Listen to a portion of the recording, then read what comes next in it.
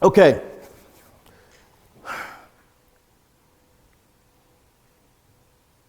Y'all ready to take a ride? Because I don't know how this is going to turn out. Today I want to talk to you about threshold moments. Threshold moments. Today is not just another Sunday on the calendar. We'll call it a threshold Sunday. What is a threshold? A threshold it's a point, it's a limit or boundary where something begins or changes. The threshold is a place of transition. The threshold is where God pauses us, not to delay us, but he pauses us to prepare us. A threshold moment is the moment that God creates between seasons, when we're moving in and we're moving out. Moving out of an old year, moving into a new year. God creates these thresholds, these moments to align our identity, our perspective, our obedience. So we're gathered at the closing moments of the threshold of a year. Typically, New Year in and out, there's a lot of emotional and hype and all of those things. And if you've come in here long enough, you know that's not necessarily me. But what I want us to do is not to rush ahead, but to pause long enough to look honestly at where we've been and prayerfully where it is that God will be leading us next. This Sunday, there's an invitation. God has given us an invitation at the threshold to have a moment of reflection before resolution, to have a moment of evaluation before the creation of expectation, to have a moment of surrender before we develop our strategy. Because here is the truth we must face before we transition into a new year. Time will change next week, whether we change or not. But spiritual transformation is never automatic. We can walk into a new year with the same old assumptions that we had previously, the same attitudes, driven by and limited by the same fears, having the same limited vision of God, and think just because we moved into a new year, we've made progress. When in the reality is we have not made spiritual progress, we've just made movement. Throughout Scripture, when God is prepared to do something new in his people, he brings them to a threshold moment. He rarely hurries them forward. Before he brought Israel out of Egypt, he said, y'all need to sit. You need to cover the doorposts of your home with the blood. You need to sit, roast the lamb, eat it, and partake of all of it. Before he brought Israel out of the wilderness into the Jordan, they had to sit. God is never hurried in transitioning us through thresholds. Instead, what God does is he meets us in between at the threshold of the next season. Before the sunrise, there was wrestling. Before the breakthrough, there was surrender. Before new direction, there was divine confrontation. God is not just interested in what we plan to do next year. Somebody once said, if you want to make God laugh, tell him what? Tell him your plans. But he is deeply concerned, not with what we plan to do, but he is deeply concerned with who we are becoming as we move forward. So today, before we set goals, before we talk about vision, before we declare what's ahead, we are asking a deeper question. And the deeper question we should be asking today is, Lord, what needs to change in me before you lead me forward? What needs to change in me before we lead you forward? Now, I'm going to be transparent. I'm probably the most transparent preacher you ever see, probably too transparent. But this is what I wanted to talk to you about. But this ain't what God wanted to talk to you about. I want to take you to 3 movements, talk about how God changes how we see ourselves, how we see others, and how we see you. But God has a different agenda.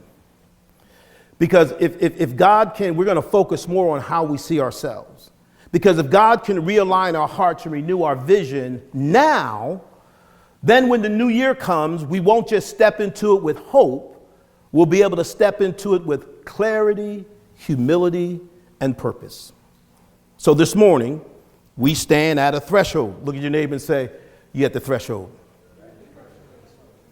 Not rushing, not resisting, not running, but sitting here purposefully, reflectively, to be ready to let God do the deeper work that prepares us for what's next. God rarely moves people forward without first interrupting how they see. This is why Scripture gives us moments of confrontation, not condemnation, because misaligned vision always sabotages future obedience.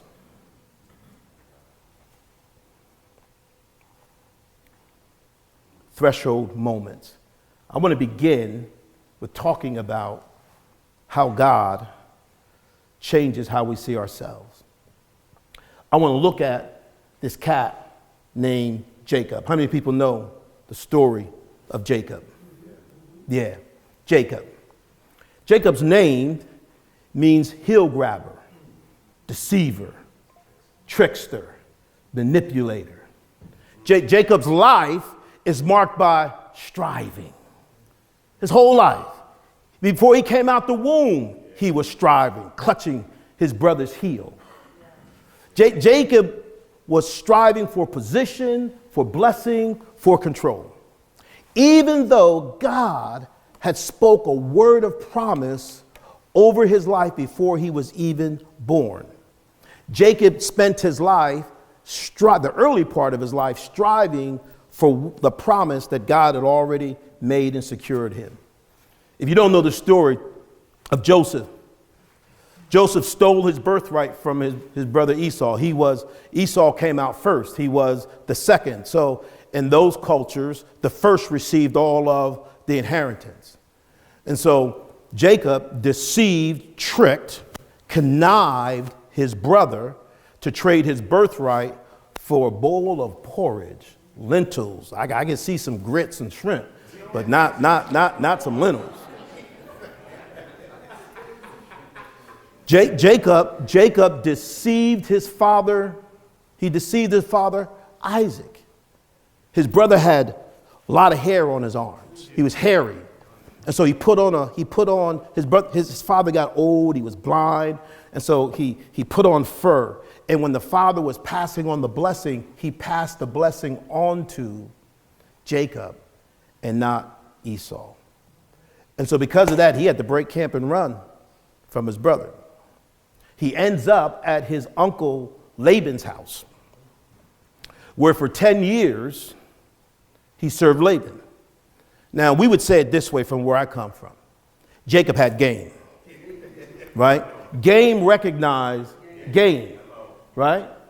Jacob was a player. He was a trickster. He was a manipulator. He was a hustler. He knew how to get his way. He knew how to extract out of a situation what he wanted. He was the manipulator. He was the trickster. But he runs up against somebody that had more game than him. His uncle, Laban. And so Jacob fell in love with one of his daughters, wanted to marry one of the daughters in exchange for years of service. But then Laban pulled a fast one on him. When he went in and laid with her, he didn't find out till later it was the other daughter, not the one that he loved. So in order to get the one that he loved, he had to commit to more years of service. So he spent 10 years, the hustler, the trickster, the one with game, being played. And then finally, he figured out a way to get back at Laban. Because Laban said, listen, all of the speckled sheep, all of the speckled cattle, that'll all be yours. And that was rare for them to be born with speckle. But he had a vision on how to, if he took the animals down to the water and threw a branch in there, and the animal saw it, that's how powerful vision is. If the animal saw it, when they were pregnant, when they would give birth, they'd come out with speckles. So Jacob ended up with this vast flock of cattle and sheep. Naturally, Laban wasn't happy about that. I'm just laying a foundation here. So Jacob decides, because of the pressure and the fear of Laban, that he's got to get out of Dodge. And God comes to him and God speaks to him and God tells him to go back to his father. Now, Jacob's fearful because in going back to his father, he has to go back and he has to confront Esau. So in our text that we come to, we find ourselves at a threshold. Jacob is between his past with Laban and his future with Esau. He's between fear and promise. He's between Jacob and Israel. God often meets us in seasons of transition. So he heads back. He starts going back, making his way with all of his possessions, all of everything, going back. He's fearful about encountering Esau. And so what he does is he divides his family. He divides his flock, his servants. He sends them one way because he's thinking in his mind, if Esau comes, well, if I divide, maybe we got a better chance of surviving, because he don't know what Esau's going to do. Because remember, he tricked him. He stole his birthright from him. So here is Jacob. He's in between. He's in between the past. He's in between the future. That's where our text picks up in Genesis 32:22. It says, that night, Jacob got up and took his 2 wives, his 2 female servants, and his 11 sons, and he crossed the ford of the Jabbok. That's a river. And it says, and he sent them across the stream. He sent over all his possessions. We know Jacob for the story of wrestling with God, but before Jacob ever wrestles with God at Peniel, scriptures tell us that he crossed a river called Jabbok. That detail is not accidental. Jabbok is a river. It's a crossing point. This is significant because here's the situation. It's at night. He's got the fear in front of him. He's running from the consequences of his past. He sends the family over. He's sitting there all by himself at the place of crossing, at the threshold. It's at night because it gives us the picture of sometimes when we are in transition, there's uncertainty. We're not sure about what the year coming up holds. None of us are promised to see New Year's Eve next year. It's uncertain. The river, Jabbok, represents the place of transition. And being alone speaks to the fact that if we're going to hear God and navigate transition, We've got to be in a place where we can remove distractions. The river Jabbok represents a boundary. Once Jacob crosses it, there's no turning back for him. He has to face and confront the consequences of Esau. Behind him is the life that he's known. The life that was the result of his conniving and his scheming. Ahead of him is the future that he fears. But in the middle, at the threshold, in the place of transition, is this river, Jabbok, where Jacob stands alone. This is where God often meets us, at the threshold of our lives. God doesn't meet us in the place of comfort. God doesn't meet us in the place of certainty. God meets us at the point of no return. Jacob comes to this river. He cannot go back. He has to confront what is in front of him. He's at the place of no return. Some of you, you wonder why you're in a season that feels like you're alone. You wonder why that you're in a season that feels as if there's nobody around to support or encourage you. I want to give you a new frame of reference for your thinking. Possibly, potentially, you're at a Jabbok in your life. Before God could do anything with Abraham, he had to bring him to the river Jabbok. Watch this. Watch this. See, I'm a teacher, y'all. I'm not a preacher. Watch this. Watch this. Jabbok, the name of the river, it gives the ideal of being emptied, the ideal of being poured out, the ideal of pouring forth. God brings Jacob to the place of transition. He brings him to the threshold when he's between his past and he's between his future. Why? Because he needs to empty, to pour out what was in Jacob from his past. He needed to empty Jacob of his strategies, his scheming, his hustling, his gain. He needed to empty Jacob of all of his safety nets. He needed to empty Jacob of his ability to manipulate outcomes, to scheme, and to strategize. And only when he brings Jacob to the place of being emptied that he's now prepared to wrestle with God. See, before God changes Jacob's name, he changes Jacob's position. See, some of us can't grasp and take hold of that identity that we know in our spirit, we know in our heart, the person that God is calling us to be, because we won't come to Jabbok. We won't come to the place where God can position us. Jacob is in the place of transition. And in the place of transition, he has to leave something behind. He has to stand alone. He has to stand alone. And that's exactly what a New Year transition is meant to be. It's meant to be a place where we stand alone and we do business with God. And we ask God, God, what is it that I need to leave behind? God, what is it about my nature, about my character that needs to change?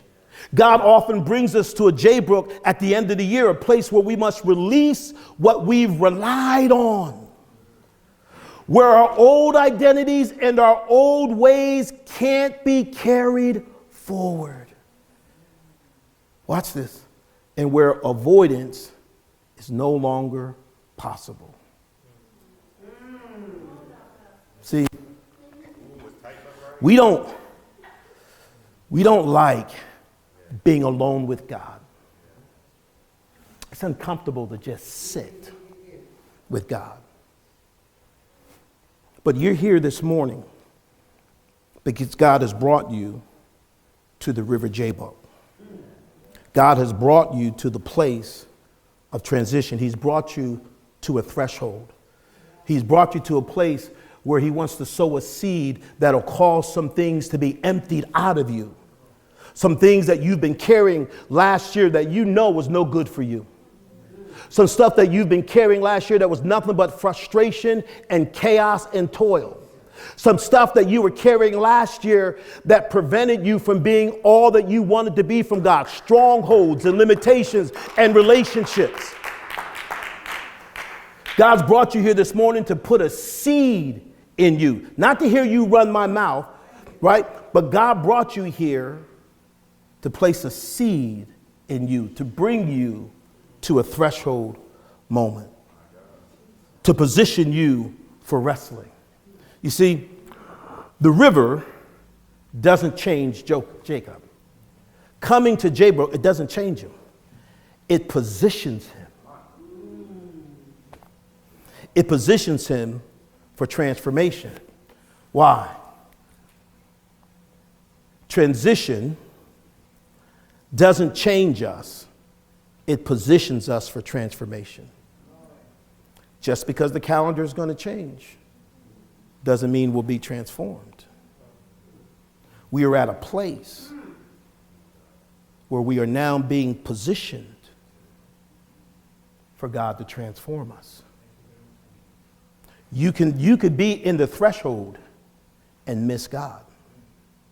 Israel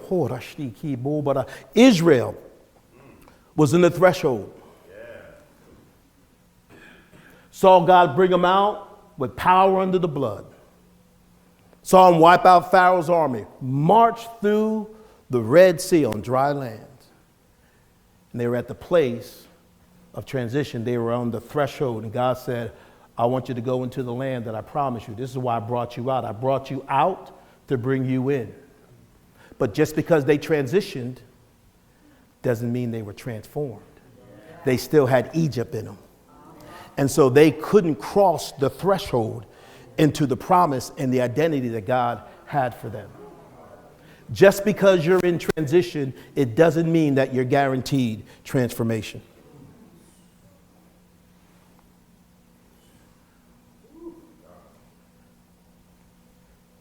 Our text tells us that Jacob was left alone. Some of you, between now and New Year's, need to spend some time alone. Some of you are scurrying about. I got to be here. I got to do this. You got your New Year's Eve plans. You got to be somewhere where there's happening. You got to be somewhere where this is going on. I got to show up at this event. I got to run here. I got to run there. Some of you need to come to Jabbok. It wasn't until Abraham had consecrated himself, until he had separated himself from all that was familiar and comfortable for him, even the ones and the things that he loved, he separated himself at the threshold, at the place of transition, and he was left alone. And at that place of being left alone, that is when God began to do the business. See, God had to position him at the place of transition, but the positioning at transition didn't guarantee transformation. It wasn't until God wrestled with him that the transformation happened.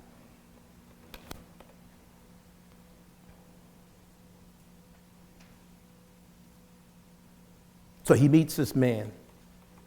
It's an angel. And they wrestle. Watch this. Y'all with me? Watch this. So before God changes Jacob's name, he confronts Jacob's method of living.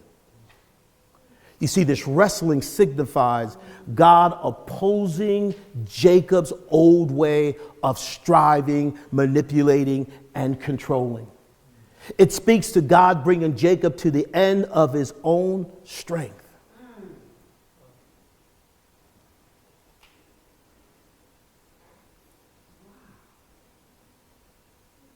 What have you been trying to manipulate and control? Remember, God had spoke blessings and promises over Jacob's life before he was even born. But rather than Jacob trusting God to deliver on his promises, Jacob took his own life, his own destiny in his own hands. And he's at the place of running from Laban and fearful of what his encounter with Esau is because he was in control.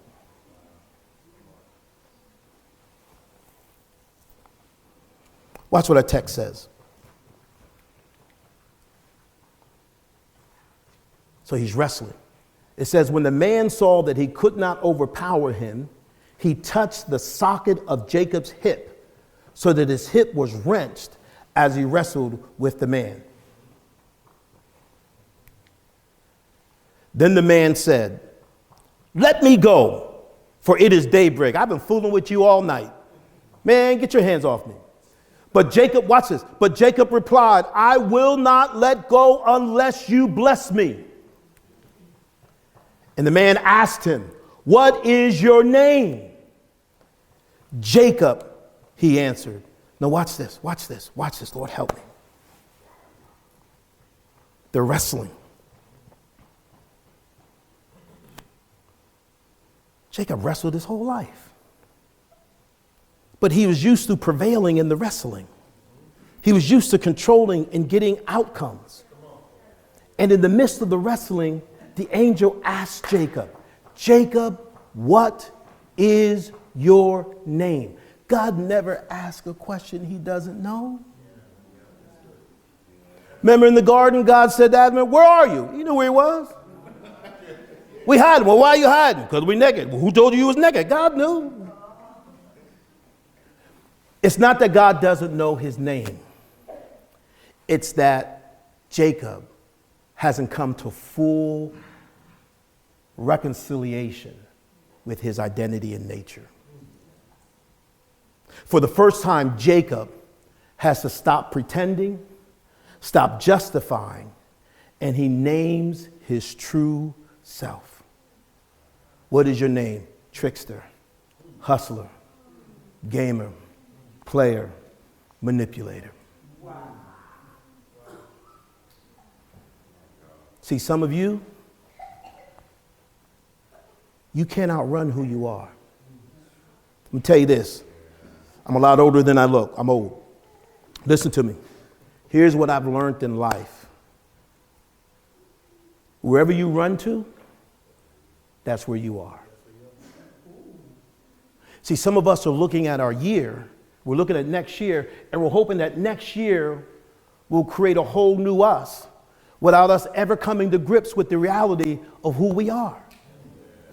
You see, before God can give you a new name, you must be honest about the old one. Before you can get a new identity, you got to be honest about who you are and how you see yourself.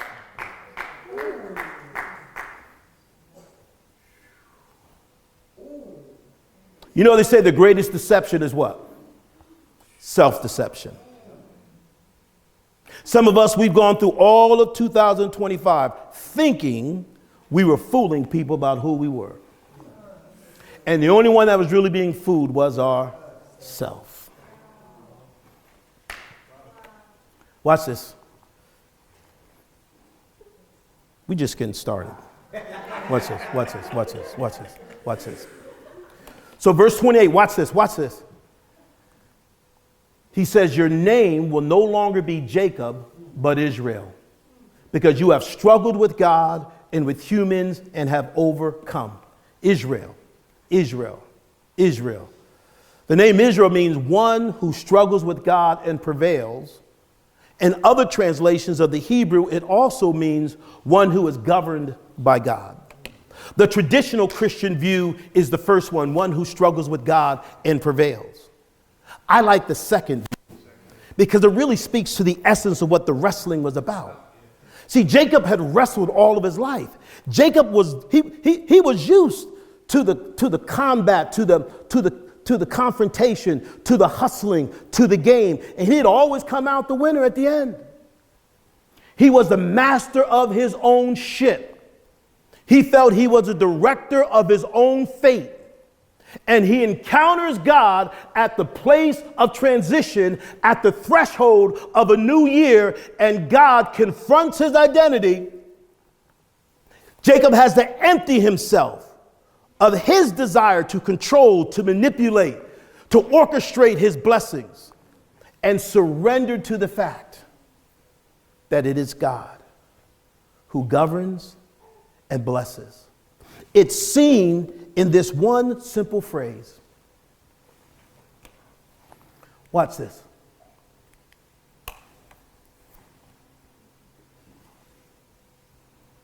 One more back. Okay, here we go. The simple phrase. Then the man said, "Let me go, for it is daybreak." But watch this. But Jacob replied, "I will not let you go unless you bless me." All of Jacob's life, he never asked for the blessing. He took it. All of Jacob's life, he manipulated himself. The blessings of God were something that he controlled.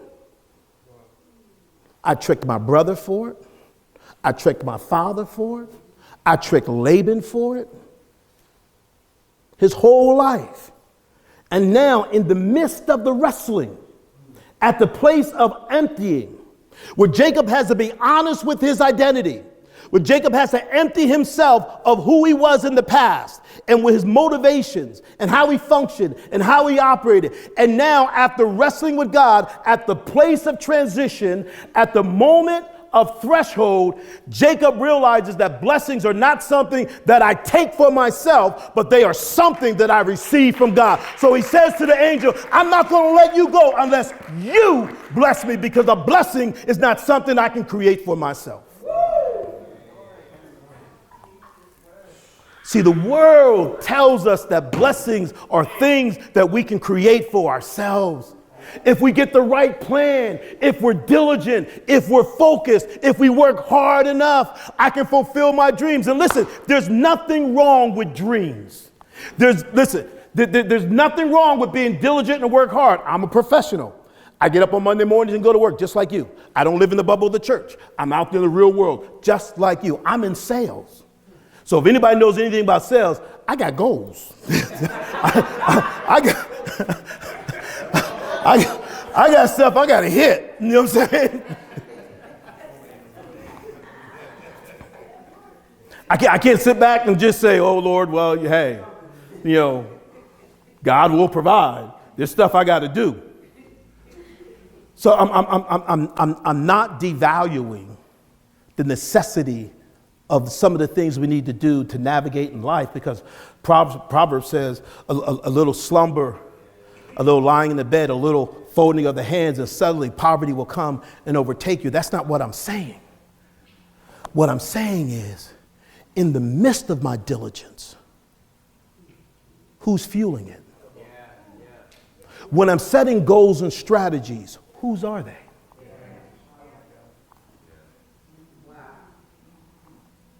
Because ultimately, what this is about, when Jacob says, "I ain't gonna let go till you bless me. I'm hanging on, and I ain't letting go till you bless me." It's a recognition of Jacob's change and transition in who he trusts and where his faith is. His whole life, his faith was centered around him and what he could do and what he could accomplish.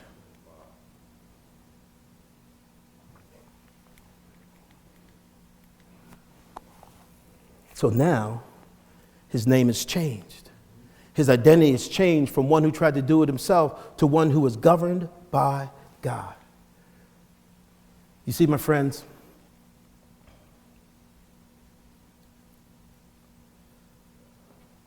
You and I can't step into a new identity until we've been honest with ourselves about our old identity.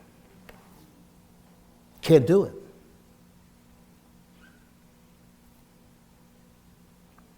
Here's an interesting fact.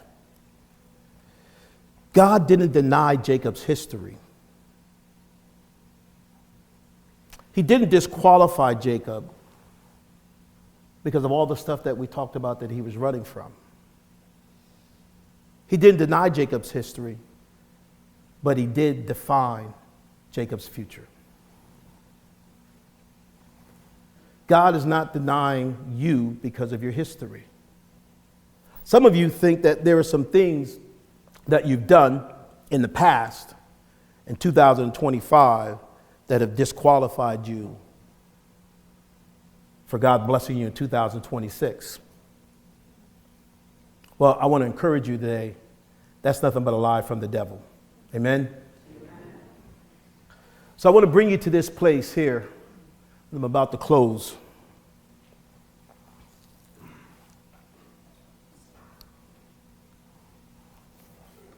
Man.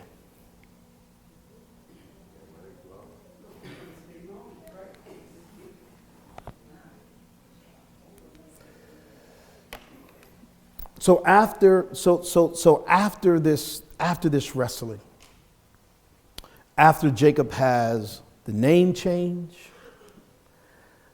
after Jacob has emptied himself, he's changed his reliance from self and effort to trusting God, not looking at himself as the source of blessing, looking at God as the source of blessing. The Bible goes on to say that, so Jacob called the place Peniel, saying, it is because I saw God face to face, and yet my life was spared. In the Bible, places are always named after an encounter with God. So Jacob had this encounter with God, and he calls it the place where I've seen God face to face. Peniel teaches us that transformation happens when identity is reshaped by encounter, not effort. See, some of us are trying to change. We're desiring to change, but we're trying to change without encounter. Listen. Small groups, great. Sitting in pews on Sunday morning, great. Going to Christian events, gathering of the believers, great. But at some point, we've got to encounter God. At some point, we've got to come to the place where we encounter God, because without that encounter, there's no wrestling. Without that wrestling, there's no emptying. Without that emptying, there's no transformation.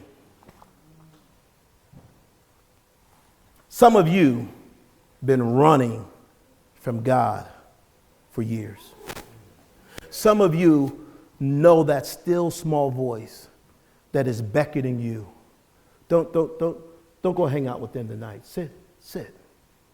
That still small voice that says, turn off the game. And let me show you something in the scriptures. That still small voice that says, slow down. I want to rap with you. I want to talk with you. And we're uncomfortable with that. Because in our culture and society, it's not even a spiritual thing as much as it's just a cultural thing. We're not comfortable with intimacy.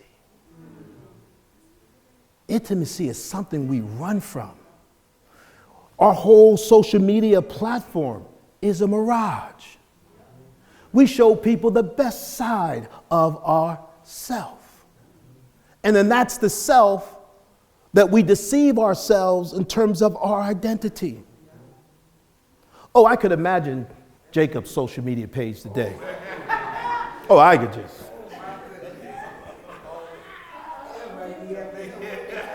I can see Jacob now. Down, the pictures of him down at the river with the branches and the pregnant sheep Then another picture of him with all the newborn speckled sheep saying, won't he do it?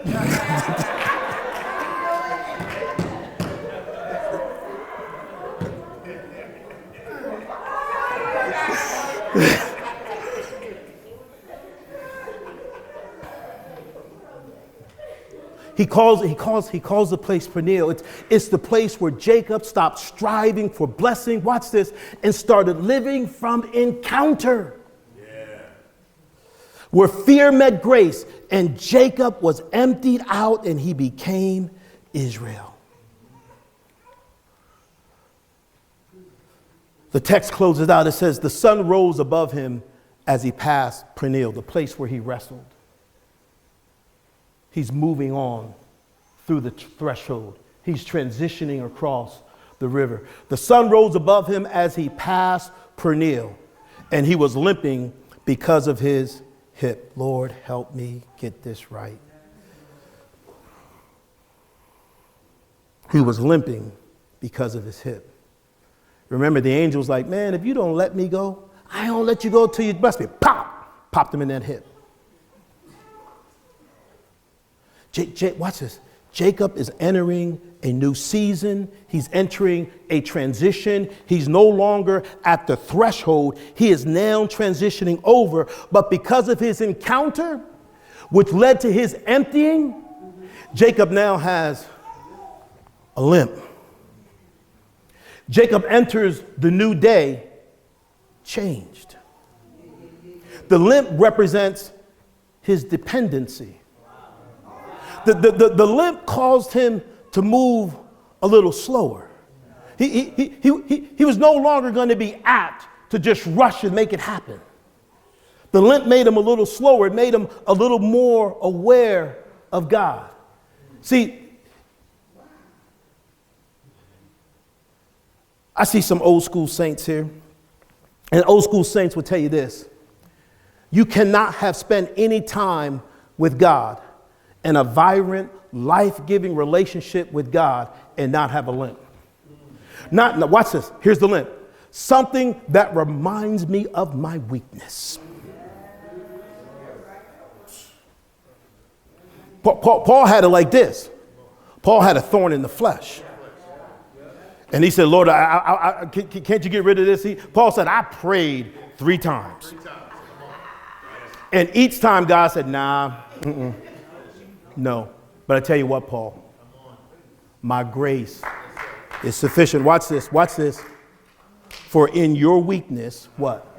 My strength is made perfect. You see the limp, it ain't about my deficiency as much as the limp is about his proficiency. It's not about my weakness, but it's about my strength that comes not from me, but comes from him. You see, the limp was not failure. The limp was alignment. The limp wasn't failure. The limp was evidence of his alignment in the transition. You see, surrender to God, because that's what the wrestling was. He brought him to the place of surrender. Surrender with God often feels like weakness before it feels like freedom. But it ultimately is freedom. You see, God may weaken self-reliance to establish a deeper dependence on him.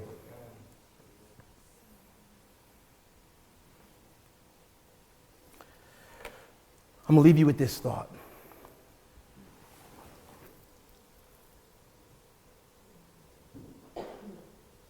The greatest blessing God can give in the new year is not things. It's not something. It's the new someone that you become. What needs to be emptied?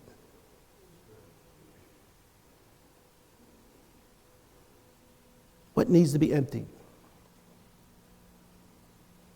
What identity? What self-will? What self-striving needs to be emptied? Some of you are hoping that in the new year you can outrun the consequences that your old identity created in 2025. Some of you are fearful of what lies ahead in 2026 because your old identity sowed some things that you know there's a reaping coming from. Relationships, finances, you name it. Strongholds that we've sown into. The question for us at this threshold moment is this: what do I want from God? What do I need from God? What needs to be emptied?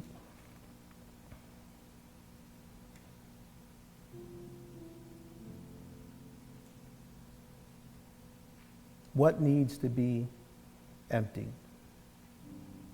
You can't transition over for the old stuff, the old identity, and expect to be a new you. What needs to be emptied?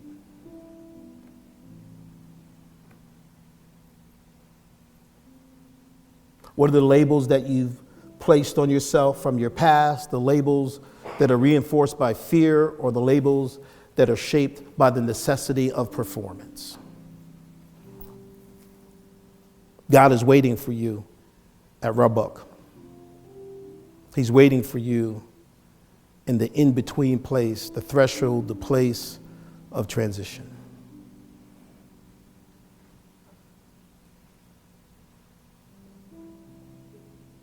Will you wrestle?